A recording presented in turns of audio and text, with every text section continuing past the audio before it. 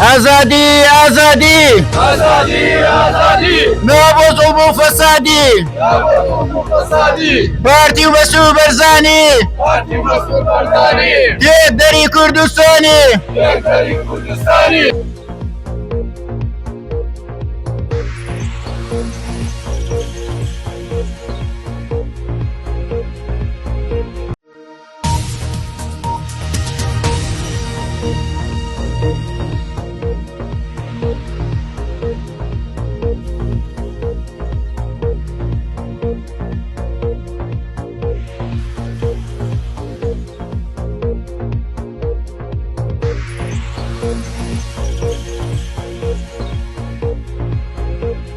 بەخێر بێن بۆ 16مین ساڵیادی تیرۆرکردنی سەردەش عوسمان بەدەستی جەلادەکانی پارتی لە شاری هەولێر.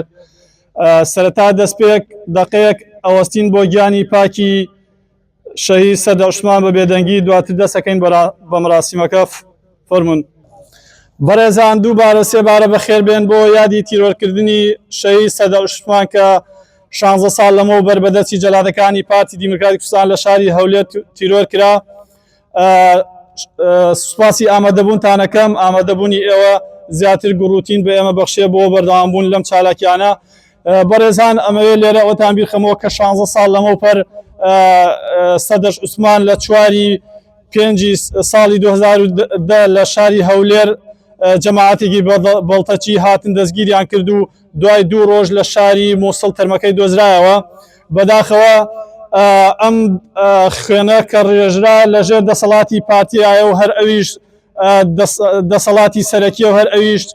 بەرپرسە لەم تیرۆرە. ئێمە هەمومان ئەوە زانین کە دەسەڵاتی پارتی هێندە خوێن ڕێژە، هێندە جەلادە، هێندە زاڵمە. هیچ کەسێک جورئەتی ئەوەی نییە کە لەژێر دەسەڵاتی ئەوانە بتوانێت کارێکی وا بکات. بەناو ئەو هەموو بازگانە تێپەڕێ هەتا شاری مووسڵ. ئەمە سلمێنەری ئەو ڕاستەیە کە ئەم تیرۆرە ئەم قەتڵە بەدەستی پارتی کراوە و هیچ ئەوە نکۆڵی لەوە ناکرێت کە بەدەستی ئەوان تیرۆر کراوە. 16 ساڵە خەڵک لەسەر جادەیە، 16 ساڵ چالاکوانان و ڕۆژنامەنووسان یادی ئەم تیرۆرەکەنەوە. 16 ساڵ لە سۆشیال میدیا لە تیڤیەکان لە کوردستان و دەرەوەی کوردستان یادی ئەم تیرۆرەکەنەوە. تکایە ئەم قەتڵە ئاشکراکەن کێ هەڵساوە بەم کارە، تکایە بکوژان بدۆزنەوە و تکایە دادگاییان بکەن. بەڵام پارتی دیموکراتی کوردستان کەڕە لە ئاستی ئەم داواکاریانەی خەڵک 16 ساڵە ئەم زوڵمە ئەکرێ و بەردەوامەوە تا ئێستا بکوژان دەستگیر نەکراون. بەڕێزان دوای 16 ساڵ ئەم تیرۆرە بەردەوامە. ئێستا مەبەستێکی تری کۆبنەوەکەمان ئەمڕۆ بۆ ئەوەیە کە تیرۆرکردنی دەستگیرکردنی شیروان شیروانی کە بێتاوان لەسەر نووسین دەستگیر کراوە لە کونجی زیندانە بە بێتاوان. تازەترین ئەپدەیتی شیروان شیروانی ئەوەیە کە 14 ڕۆژە مانی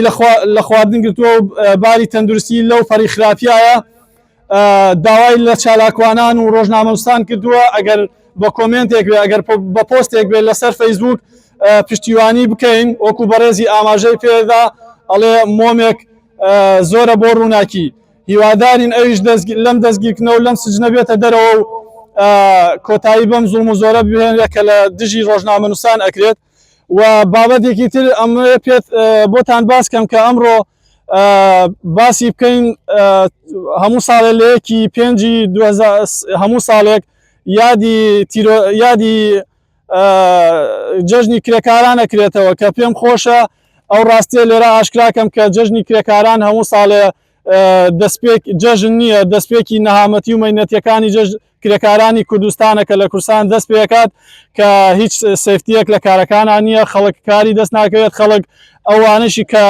کشت و کاڵەکەن و فەلاحن هەتا ئێستا کەرتی تایبەت نییە بۆ ئەوەی کاڵەکانیان ساغ بکرێتەوە. ساڵانە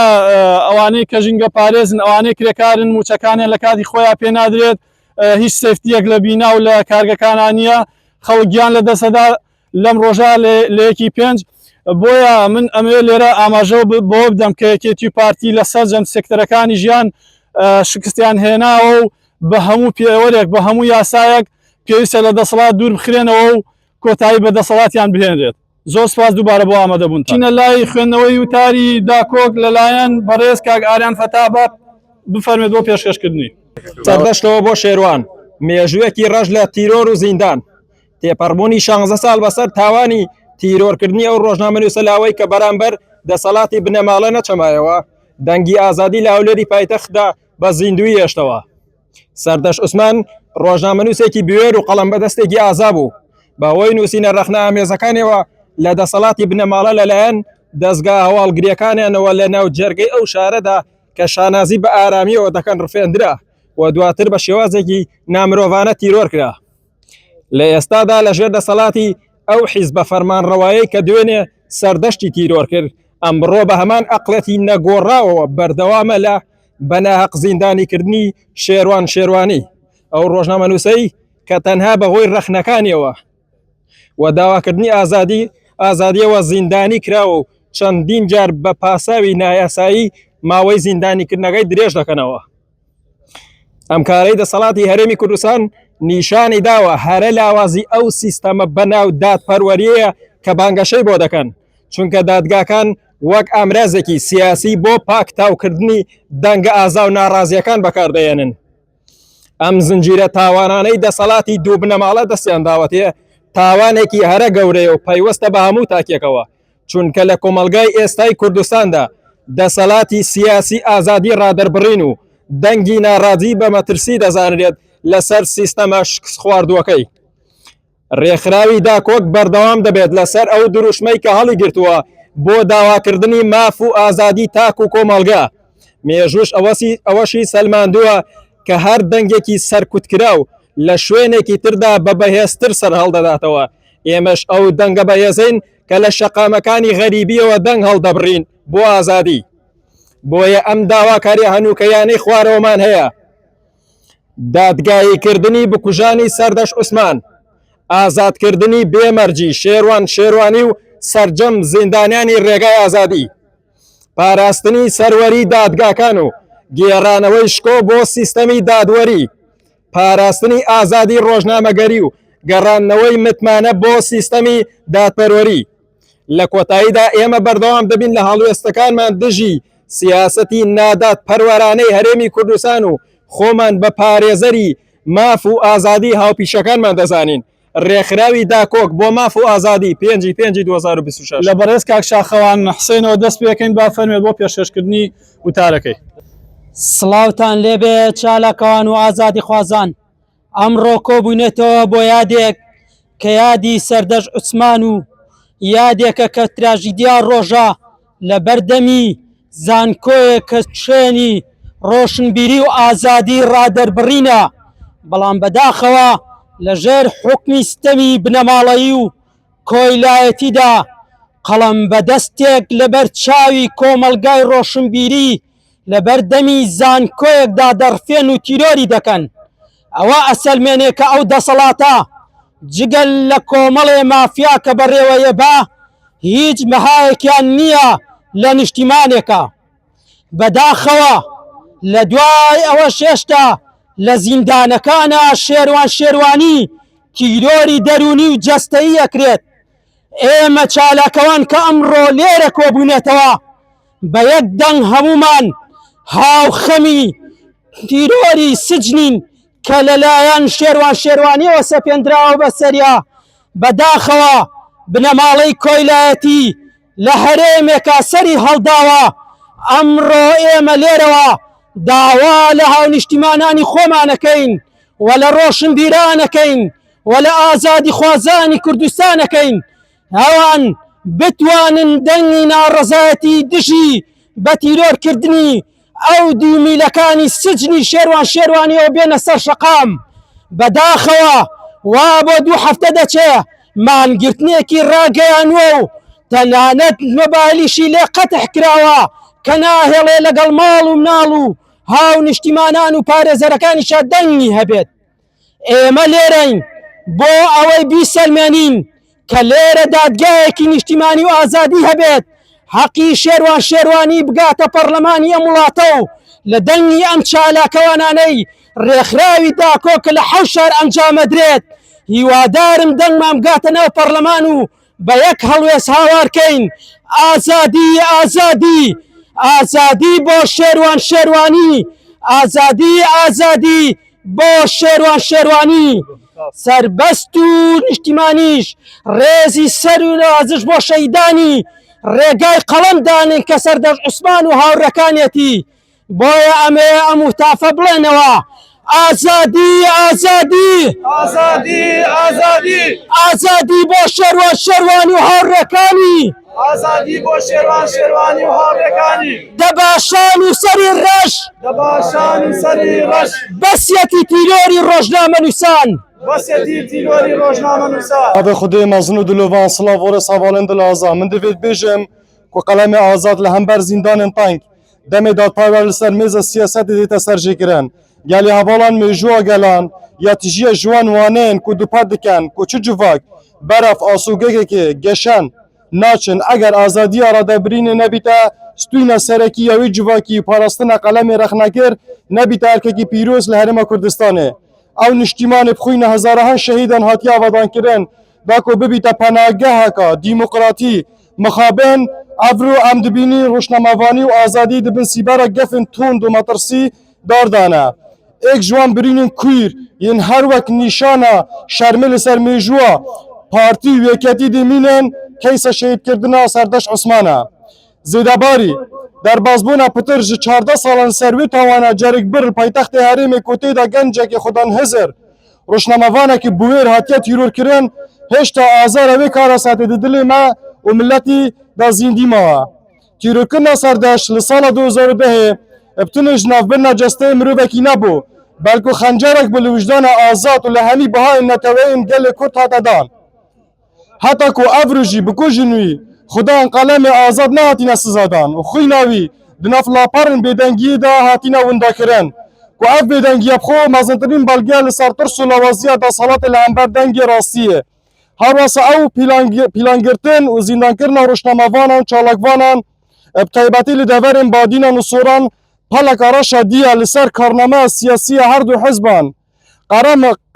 قارمان وک شیروان شیروانی مامستار بریمینکی مالا رشید کوچر صباحت رشید دیوان احمد و دهان گنجین دیین خوراگر بوین نمونه برگری لعنبر زورداری و دسالات بنامالی بکارینان تومتین به بناما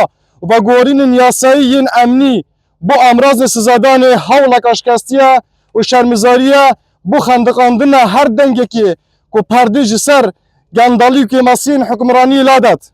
ده همان دم دا راپورت نیفدارتی بحثی هبون اشکنجه دان و فشار درونی دناف زندانان دکن که اوه به همی پیوران لکه که مزنه بناف و دنگ هرمی و کاراسات هر مزنه و سیستم دادوری لشین پاراستنا مافن ولاتیان بوی کرسته اک دست حزبان دا بو تلستاندنه بریارن دادگهن هرمی دکیسن آزادی دا سلمان و سربخوه دادوری لبن فشار سیاسی و حزبی و آغاتی دا خندقینه و دادوار نشد بوجدانه که آزاد بریار بدن لدماهی پیدویه دا صلات که بگید که بزندان و اشکنجه راستی نایتا وشارتن و افکر یاربتن پیگه حریم لجیهان لاواس و دکتاتورانه نشان داد افرو جهر دمه که پتر ارکی همی تخو چینانه بیدنگ نمینن فشار بکن با آزاد کردن زندانیان بیرو بوچونان و گراندن شکوه دادگاهان چونکه قلم نایت اشکاندن و دنگ حقیه ده هر بلند مینید دیوارن هر زندانه که آزادی بو تف دلین آزاد آزادی بو شیروان شیروانی آزادی بو هر دو مامستا و چالکوان بادینان و سوران آزادی بو چالکوان برنیاس آزادی بو تف آزادی خوازان ساڵتێ دەپەڕێ بەسەر تیرۆرکردنی سەردەژ عوسمانە کە لە هەولێر بەدەستی بنەماڵەی بارزانی بە ئەنقەس تیرۆر کرا بەداخەوە ئێمە دڵگرانی و لێرەیە کۆ بووینەتەوە وەک ڕێکخراوی داکۆک ئیدانی ئەو کارە قێزەوناکەین کە حکوومەتی هەرێم و بنەماڵەی بنەماڵەکانی بەرزانی و تاڵەبانی بەرامبەر ڕۆژنامەنووسان و چالاکوانانی مەدەنی ئەیکەن بەڵام ئێمە لێرەیە ئامانەوە منەمەوێت لێرەیە زیاتر جەخت لەوە بکەمەوە کە بەداخەوە ئەمڕۆ بارودۆخی شێروان شێروانی لە زیندانەکانە لە بارودۆخێکی خراپدایە دەرونی ئازارێکی دەرونی زۆر ئەدرێت لە زیندانەکانەوە جیاکراوەتەوە لە هاوڕێکانی هۆکاری چەند ڕۆژێکی شەوەگە بینین شێروان شێروانی لە زیندانەکانەمانی لە خواردن گرتووە بارودۆخی زۆر خراپە بەداخەوە ئێستا هۆکاری مانگرتنی شێروان شێروانی و نان نەخواردنی دوو هۆکاری هەیە بڵێن دوو داواکاری هەیە یەکێ لە داواکاریەکانی ئەوەیە کە داوای ئەوەکە لە سێ مانگە هەفتەیەک مۆڵەتی هەیە بۆ ئەوەی کە بچێتەوە ناو کەسوکاری ئەمە بنەماڵی بارزانی لیان مەنع کردو شمولی هەموو زیندانیەکانی تر ئەکا تەنیا خودی ئەو نەبێت و هۆکاری دووەمی ئەوەی کەیسەکەی ببرێتە دادگای سلێمانی ئێمە کە لێرەیە شێروان شێروانی باسی دادگای سلێمانیەکە دەلالت لەوە ناکە کە دادگای سلێمانی یان دادگای هەولێر یاسایی بن نەخێر بەڵکو دادگاکانی هەرێمی کوردستان سیاسین و حیزبی کراون هیچ دەسەڵاتێکی سیاسی بەسەر دادگاکانان نییە بۆیە شێروان شێروانی داواکە کەیسەکەی بگوازرێتەوە بۆ هەولێر بۆ سلێمانی لەبەرەوەی کە دەستی حیزب زان لەبێ بەسەر کەیسەکەیەوە بە پێچەوانەشەوە لە چەند هەفتەی ڕابردووە بینیمان کۆمەڵە کەسانی تر لە زیندانەکانی سلێمانی دامانیان لە خواردن گرت داوایان کرد کە کەیسەکان ببرێتە هەولێر ئەمە بۆمان دەرەخا کە لە هەولێر و سلێمانی شتێک نییە بە ناوی دادگا و یاساوە دادگا و یاسا هەمووی لەژێر دەسەڵاتی بنەماڵەی بارزانی و تاڵەبانیا و دەستان خۆش وتارێک بۆ ڕایگەشتی و دیژی ستەمکاری و بەدەنکردنی ئازادی ئێمە لێرە کۆبوونێتەوە تا دەنگی خۆمان بەرز بکەینەوە دژی ئەو مێژوە ڕەشەی کە دەسەڵاتی پارتی و یەکەتی لە هەرێمی کوردستان تۆماریان کردووە مێژوەکە پڕە لە تیرۆر و زیندانی کردنی دەنگی ئازاد ئێمە ئەنجامی ئێمە لەم چالاکیە سێ پەیامی سەرەکیە کۆتایی هێنان بە ڕاوەنانی ڕۆژنامەنووسان ئێمە بە توندی سەرکۆنەی دەسەڵاتی پارتی و یەکەتی دەکەین بۆ دەستگیرکردنی و بێدەنگکردنی ڕۆژنامەنووسان بە تایبەتی ئەو ستەمەی لە شێروان شێروانی و چالاکوانانی تری بادینان دەکرێت دادپەروەری بۆ سەردەش عوسمان 16 ساڵ تێدەپەڕێ بەسەر تیرۆرکردنی ڕۆژنامەنووس سەردەش عوسمان لە ساڵی 2010 لە شاری هەولێر بەڵام تا ئێستا بکوژانی ڕاستەقینەی سزانە دراون و ئێمە داوای ئاشکراکردنی ڕاستیەکان و دادگایکردنی تاوانباران دەکەین سربەخۆیی بۆ دادگاکان شەرمەزاریکردنی دادگاکانی هەرێمی کوردستان کە بوونەتە ئامرازی دەستی حیزبی دەبێت دادگاکان لەژێر سێبەر و کاریگەری بڕیاری سیاسی بێتە دەرەوە و پارێزگاری لە مافی هاوڵاتیان بکەن نەوەک دەسەڵات ئەمڕۆ لە کاردیفەوە تا شارەکانی بەریتانیا ئێمە هاوار دەکەین نابۆ تیرۆر نابۆ زیندانانی سیاسی بەڵێ ئازادی بۆ ڕادەربڕین زۆر سوپاس بارزانی و تاڵەبانی بکوژی ڕۆژنامەنووسانی بارزانی و تاڵەبانی بکوژی ڕۆژنامەنووسانی بارزانی و تاڵەبانی ئەندازیاری تاڵانی بارزانی و تاڵەبانی ئەندازیاری تاڵانی ڕێزان سڵاو جارێکی تر کۆبووینەوە بۆ یادکردنەوەی خەمێکی تری نیشتیمانەکەم خەمێک کە ساڵانێکە لە سەر دڵمانە ئەویش تیرۆرکردنی ڕۆژنامەنووس شەهید سەردەش عوسمانە کە دەستێکی ڕەش بێڕەحمانە دەستگیری کرد و دوای دوو ڕۆژ لە دەستگیرکردنی تیرۆر کرا و تەرمەکەی لە مووسڵ دۆزرایەوە بێگوێدان هەست و شعوری کەس و کار و باوک و دایکە جەرگ سوتاوەکەی من وەکو چالاکوان لێرەوە ڕای دەگەێنم بەرپرسی سەرەکی ئەم کردەوە مافیاگەریە پارتی نادیموکراتی کوردستانە و بە دەرەجەیەک خودی مەسول بارزانی و دارودەستە و پیاکوژەکانێتی بە دەلیلی ئەوەی کە حاکم و کاربەدەستی یەکەم پارتی و بنەماڵی بارزانیە ئەگەر ورتر بین کوشتنی سەردەش عوسمان دوای ئەوە هات کە نامەیەکی ڕەخنە ئامێزی نووسی کە باز لە خوازبێنی کچەکەی مەسعود بارزانی دەکات ئەم کوشتنە ئەوەمان پێ دەڵێت کە پارتی بەرگەی وشە ناگرێت و هەر وشە وتارێکی ڕەخنەگرانە ڕووی لە بنەماڵەکەیان بێت ئەنجامەکەی فیشەک و کوشتن و تیرۆرکردنە چونکە پیشەی هەمیشەییانە و لەو ڕێبازی کوشتنە لانادەن ئەم کوشتەی سەردەش عوسمان ئەوەمان پێ دەڵێت کە ئازادی ڕادەڕوین لە کوردستان سنووردارە و ئازادی ڕاهای نییە هەر کەس قەڵەمەکەی بخاتە گەڕ و بنووسێت بە شێوەیەکی ڕەخنە ئامێز چارەنووسی کوشتن و زیندانە وەکو شێروان شێروانی کە یەکێکتر لەم قوربانیانە و چەندین ساڵە سەر نووسین لە زیندانە و بە ڕەحمانە ساڵەکانی تەمەنی لە زیندان بەسەر دەبات بەهۆی هەڵوێستەکانیەوە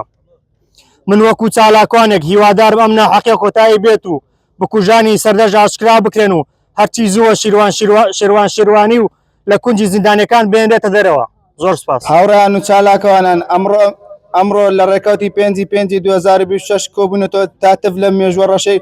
بکەین کە دەسەڵاتانی کورد بۆمانی نووسیوەتەوە مێژوویەک کە تێیدا جەلادەکان پاداش دەکرێن و خاوەن قەڵەمەکان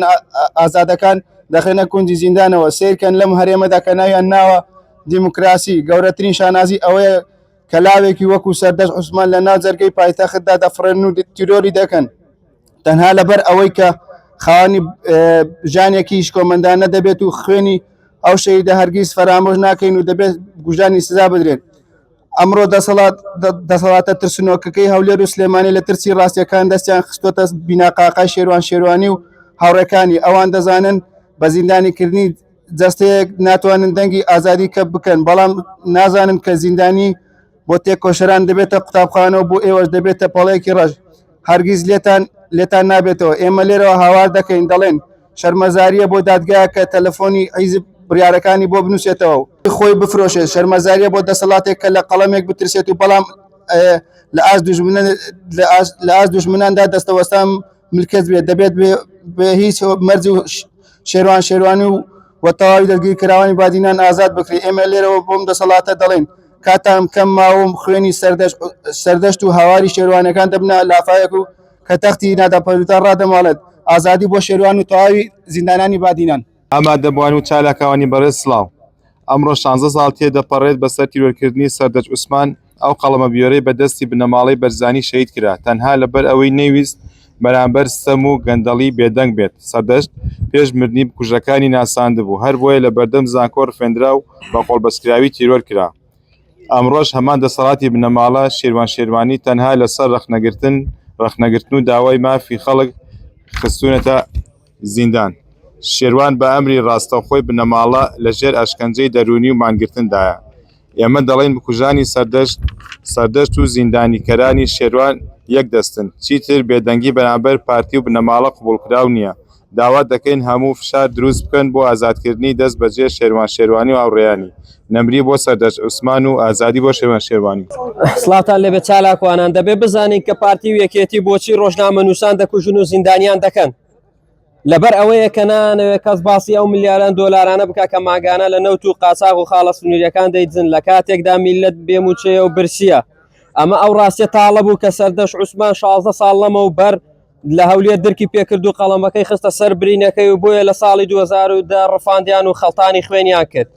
من ئەمڕۆ بە توندی داوای ئاشکراکردن و دادگایکردنی بکوژانی سەردەش دەکەم کە خودی دەسەڵات دایان پارێزێت هەر ئەم مافیانەی نەوتوزەوی بوون کە سۆران و کاوە و چەندانی ڕۆژنامە نووسیان تیرۆر کرد ئەم ڕۆژ کاتێک کە شێروانی و چالاکوانانی بادینان دایانەوێت بپرسن داهاتی ئەم وڵاتە چی لێ هات دەسەڵات دایان خاتە کونجی زیندانەوە من بە توندرین شێوە سەرکۆنەی ئەو دەسەڵاتە تاڵانچیە دەکەم و لە هەمووی قێزەوەتر ئەوەیە کە دادگایەکان بوونەتە پاسەوانی دزەکان و من شەرمەزاری دەستگای داوەری هەرێم دەکەم کە بوێری بانکردنی یەک قاچاقچی نەوەدیان بکوژی ڕۆژنامە نووسانی نییە بەڵام بە فەرمانی عیزب سزای شێروانی و چالاکوانان دەدات بڕوخێ دەسەڵاتی پارتی و یەشێتی ئەمڕۆ وەک ئەندامی ڕێکخراوی داکۆک بە سەرکەوتوی بەشدارین کرد لە یادی شەهیدی قەڵەم سەردەش عوسمان دەنگی سەردەشت هێشتا لە هەموو کوچە کۆڵانێک دەبیسترێت خەبات و شۆڕشەکەی دژی گەندەڵی سەرچاوی هەندانی چەندینەوەی نوێە سەردەشت تەنیا ڕۆژنامە نووسنەوە بەڵکو و دەرخەری ڕووی ڕەشی گەندەڵکاران بوو لە مێژووی مەدەنیدا لە تەمەنی تەنها 23 ساڵیدا بەدەستی چەند جەلاد و پیاوکوژی دەسەڵاتدا شەهید کرام ئێمە ئەمڕۆ تەنها بۆ سەردەش عوسمان لێرە نین بەڵکو بۆ پشتگیریکردنی شێروانیش دێنین کە پەیام و هاوارێکی لەدەست ئەو پەڕی نادادی و نایەکسانی بۆ پشتگیریکردنی ئەو پیاوارکێکی ئەرکێک لەسەر شانی هەمومان بۆیە لێرەوە داواکارین لە هەموو لایەک شێروانی لە نێو دیوارەکانی دەسەڵات دەربهێنن چونکە ئەم پیاوە ئەمڕۆ بۆ ماوەی 11 ڕۆژەمای لە خواردن گرتووە و کەسیش باکی بە ژیانی ئەم پیاوانیە شێروانی بۆ ئێمە دەست بەسەرکراونەک تەنها بۆ خۆی بۆیە تکامان وایە هەمووان پشتیوانی بین و بێدەنگ نەبین وانی بەڕێز دەنجی ئازادی خوازان ئەمڕۆ لێرە لە هەندەران کۆبووینەتەوە چونکە لە نیشتمانی خۆماندا وشە بووەتە تاوان و بێدەنجی بووەتە مەرجی ژیان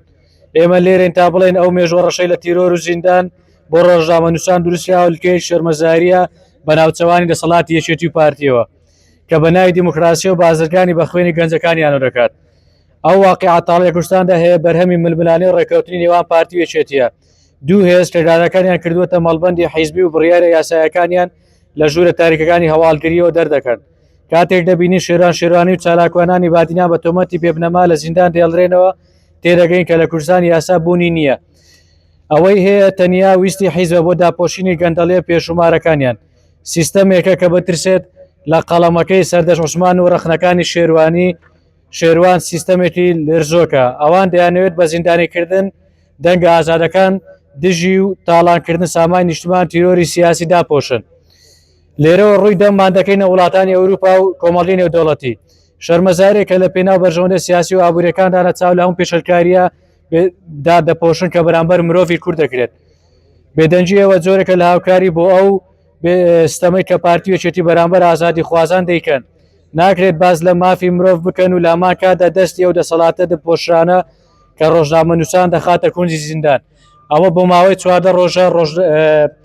شێروان شێروانیمان لە خواردن گرتووە، بەڵام بەتا ئێستا هیچ یاساوی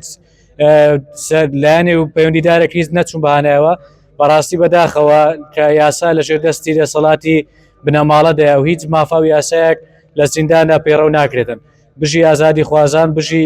دەنجی ئازادی. یادی سەردەش عوسمان دەنگێک کە نەکوژرا لەلایەن بنەماڵەی بارزانیەوە. سەردەش عوسمان ناوێک نییە تەنها، بەڵکو نیشانەیەکی ئازایەتی و ڕاستیە.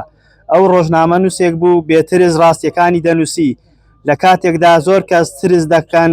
لە وتنی ڕاستنی. سەردەش عوسمان هەڵی بژار کە بێدەنگ نەبێ. کوژرانی سەردەش عوسمان تەنها کوشتنی کەسێک نەبوو، بەڵکو هەوڵێک بوو بۆ کوشتنی ئازادی ڕادەربڕین. بەڵام ئەو هەوڵە سەرکەوتوو نەبوو، چونکە بیر و یاد و پەیامی ئەو هێشتا لە دڵ و مێشکی خەڵکدا زیندووە. ئەمڕۆ کاتێک یادی دەکەین بەس بەگرتبوونەوە نییە، بەڵکو بۆ ئەوەی بەردەوام بین لە ڕێگەی ئەو پێویستە هەمیشە داواکاری داد و ئازادی بکەین، نەهێڵین دەنگی ڕاستی بکوژرێ. سەردەش عوسمان فێری کردین کە قەڵەم دەتوانێت بەهێزتر بێت لە هەر چەکێک. بۆیە ئەمە ئەو پەیامەیە کاتێک دەنووسین و ڕاستی دەڵێن سەردەشت هەرگیز نامرێ. ئێستم ئەمە دەبووان ئێمە لێرەین بۆ دوو دەنگی ئازاد کە نانەویستکردنەوەش بۆ پارتی و بنەماڵەی بارزانی بەرن. سەردەش عوسمان نیشانیدا کە لای بنەماڵەی بارزانی ڕەخنەگرتن لە پیرۆزەکانی ئەوان سزاکەی تیرۆرە. خوێنی سەردەشت پەردەی لەسەر ئەو دەسەڵاتە هەڵدایەوە کە تەنها لە زمانی فیشک تێدەگات. ئەمڕۆ شێروان شێروانی لە ناو زیندانەکانی پارتیدا بازی ئەوە دەدات کە نەیەویست ببێتە کۆلای دەسەڵاتی بنەماڵە. زیندانکردنی شێروان سەلماندی کە ئەم دەسەڵاتە چەند لە وشەی ڕاستی و قەڵم ئازا دەترسێت. ئازادی بۆ شێروان شێروانی. سڵاو هاوڕێیان، ئێمە ئەمڕۆ لێرەی نەکتەنا بۆ کۆبوونەوە، بەڵکو بۆ ئەوەی ڕوون بڵین بێدەنگی قوبوڵ ناکەین و ترس نابێ ببێتە یاسا. کاتێک ڕۆژنامەنووس یان چالاکوانێ دەستگیر دەکرێت، ئەوە تەنها کەسێک نییە، ئەوە ئازادیە کە دەستگیر دەکرێت، ئەوە دادپەروەریە کە لەژێر پێدەخرێت. ئێمە لێرەین بۆ ئەوەی داوا بکەین ئازادی بۆ شێروان شێروانی و ڕادەستکردنی تیرۆرکردنی سەردەشت عوسمان کە 16 ساڵە تا ئێستا ڕادەست نەکراوە. ئازادی بۆ هەموو زیندانیانی سیاسی، پاراستنی مافی ئازادی دەرپڕین وەک کۆتایی بە هەموو جۆرە فشاری سیاسی وستەم. ئازادی بۆ شێروان شێروانی. هاوڕێیان ئەگەر ئێمە یەکگرتوو بین دەنگی ئێمە دەگات و هیچ هێزێک ناتوانێت بیخنکێنێت. دەستخۆش. ئەمڕۆ 16 ساڵ تێدەپەڕی بەسەر تیرۆرکردنی سەردەشت عوسمان، ئەو ڕۆژنامە نووسە گەنجەی کە قەڵەمەکەی کردوو بۆ بە چەکی ڕاستگۆیی و ڕەخنا. سەردەشت نەک تەنها نووسەرێک بوو، بەڵکو دەنگێک بوو بۆ ئەو کەسانێک کە دەنگیان نەبوو ڕوبەڕووی و گەندەڵی و ناداتپەروەری وەستا بووە. کوشتنی سەردەشت تەنها کوشتنی تاکێک نەبوو، بەڵکو هێرشێک بوو بۆ سەر ئازادی ڕادەربڕین و ڕۆژنامە نووسی لە کۆمەلگای کوردیدا کە ئەو ڕووداوە هێشتا هەستێکی قوڵی ناداتپەروەری لە دڵی زۆر کەسدا بەجێهێشتووە، چونکە تاکو ئێستا بکەرانی دەستگیر نەکراوە. ئێمە ئەوڕۆ وەکو چالاکەوان پێویستە لە یادی سەردەشتدا تەنها خەم نەخۆین، بەڵکو بەردەوام بین لە دەوای ڕاستی و دادپەوەری، پاراستنی ئازادی ڕاگەیاندن و پاراستنی ژیانی ڕۆژنامە نووسان. و داوا لە کۆمەلگای نێودەوڵەتی دەکەین کە بەهانای شێروان شێروانیەوە بێ کە ئێستا لە کوتەکانی زیندان دەستگیر کراوە. زۆر سپاس. بەڕێزان، ئەمڕۆ کۆبووینەوە بۆ یادکردنەوەی خەمێکی تری نیشتیمانەکەم، خەمێک کە ساڵانێکە لەسەر دڵمانە، ئەویش تیرۆرکردنی ڕۆژنامەنووس شەهید سەردەشت عوسمان. و دەستێکی ڕەش بێڕەحمانە دەستگیری کرد و دوای 2 ڕۆژ تەرمەکەی لە مووسڵ دۆزرایەوە بێگوێدانە هەست و شعوری باوک و دایکە جەرگ سوتاوەکەی. بەڕێزان، سەردەشت عوسمان ویستی ئازاد بێت، ویستی بتەکان بشکێنێ و ویستی نەبێتە کۆیلە و کاسەلێسی بنەماڵەی بارزانی. بەڵام مخابن ئەم ڕێچکەی بە مەرگی خۆی کۆتایی هات و هەر وەک ئاماژەی پێدا بوو کە هیوای خواسته بوو مەرگێکی تراژیدی ببێتە چارەنووسی وەک ژیانە تراژیدیەکەی. مەرگی سەردەشت مەرگێک بوو، ڕووی ڕاستی بنەماڵەی بەرزانی دەرخست و ئابڕووی نەهێشت بە بنەماڵەکەیانەوە. هاوڕێیان، ئەم دوو حیزبەی کوردستان سەرباری ئەوەی لە ئەمنیەتی کوردستان فەشەلیان هێناوە و لەسەر جەم سێکتەرەکانی تری بەڕێوەبردن و ژیان بە هەمان شێوە شکستیان هێناوە، لەوانە پەروەردە و خوێندن ڕێگاوبان و کارەبا و ئاو کای دیموکراسی و هەڵبژاردن و ڕێز نەگرتنی دەنگی هاوڵاتیان لە هەڵبژاردنەکان و چەندین بواری تر. ئێمە ئەپرسین کوا داهات و کوا بودجەی وڵات ئەم هەموو خێروبێرەی کوردستان پارەی نەوت و داهاتی کوردستان ئەچێتە گیرفانی کوێ ئەچێتە گیرفانی کێ ببورن. ئەپرسین بۆچی ساڵانێکە بودجە و یاسای بودجە نانێرێتە پەرلەمان ئەو پەرلەمانەی هەر کاتێک بیانێدایە خەن و ئێستاشی لەگەڵ بێدەرگاکەی قوفڵ درراوە. هیچ دامەزراولایەنێکی چاودێری نییە بەسەریانەوە خۆیان بکوش و ببڕن کەس نابێت جورئەتی ئەوەی هەبێت هیچ بڵێت ڕەخنە بگرێت هەر کەسێکیش قسە بکات یان کوشتن و فەلاقە و شەختێ هەڵدان یان زیندان جێگەیەتی. لێرەوە ڕای ئەگەێنین ئەم دوو حیزبە بە هەموو پێوەرێک شەرعێتیان لەدەست داوە و بە هیچ بەهێزی چەک و پارە حکم ئەکەن و ماونەتەوە و پێویستە کۆمەڵگە نێودەوڵەتەکان و ڕێکخراوە ئازادی خوازەکان کار بکەن بۆ ڕێگەگرتن لە زیاتر گەورەبوون و کارە قێزانەکانیان و کۆتایی بەدەسەڵاتەکانیان بهێنن. هیوادارم هەوادارکانیان چیتە شوێنی ئەم چەتە و مافیانەی یەکێتی و پارتی نەکەون و چەپڵەیان بۆ لێ نەدەن و چونکە ئەوان بوون بە هۆکاری ئەم هەموو ماڵوێرانەی ئێستا و ڕابردووی هاوڵاتیان. زۆرزە ساڵ تێ ئەپەرێت بەسەر شەهیدی قەڵم سەردەش عوسمان کە بەدەست بنەماڵەی بارزانی تیرۆر کرا سەردەش بە چەکەکەی دەستی قەڵم بوو لە لەوەی گەندەڵان وەستا لەسەر گەندەڵیەکانی بنەماڵەی بارزانی ئەنووسی بەڵام بەداخەوە لە هەرێمی کوردستان بە چەک ڕوبەڕووی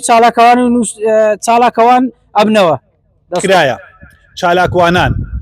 و ڕۆژنامە نووسان لە هەر شوێنێکی جیهان بن ڕێزی تایبەتی لێژیرێ تەنها لە هەرێمی کوردستان و عێراق نەبێ شەهید دەکرێن تەنها چەکی ئەم ڕۆژنامە نووسانانە و چالاکوانەکان قەڵەمە